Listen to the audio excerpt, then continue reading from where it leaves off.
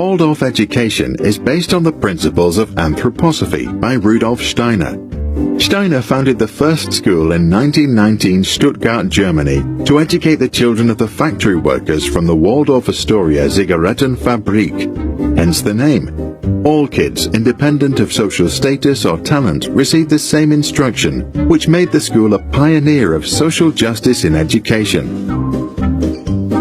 The goal of a Waldorf education is to develop free but morally responsible individuals equipped with a high degree of social competence and creative capabilities.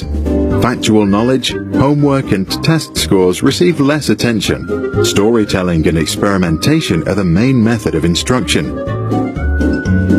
Over the 12-year curriculum, students learn math, literature, history and science, as well as a wide variety of arts and hands-on skills. Elementary students paint, knit, weave and sculpt with wax.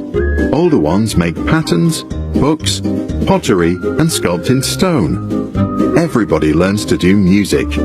First all play the flute, then some play string instruments and others join the choir. Students play non-competitive games and learn to dance eurythmy. They do organic farming and learn 2 foreign languages, which in the first years are taught through songs, storytelling and conversations. In grade 8 and 12, the entire class develops a classical drama, which they perform in front of their parents and friends. Waldorf uses a unique project-based approach to almost all main academic subjects. Instead of repetitive schedules, a specific subject, such as history, math, science or even gardening, dominates the first 2 hours in the morning for a period of 4 to 6 weeks. After that, a new subject gets the main focus. Steiner also invented an experiential approach to science, whereby students observe and later describe scientific concepts in their own words and drawings, rather than learning about them in a textbook first. Waldorf schools therefore consider computers useful to children only in their teens, after they have mastered fundamental, time-honored ways of discovering information and learning. In the spirit of personal development and empathy, competition and grades are being avoided. Teachers instead assess the students' individual growth of character. Test scores and grades are only slowly introduced to older students as they prepare for college and entrance exams.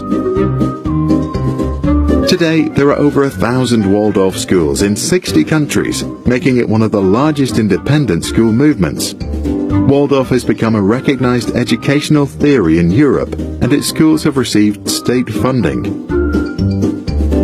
Famous Waldorf parents include Clint Eastwood, Lenny Kravitz, the Forbes family, and many parents from Silicon Valley's tech sector, despite Steiner's critical view of technology and mass media.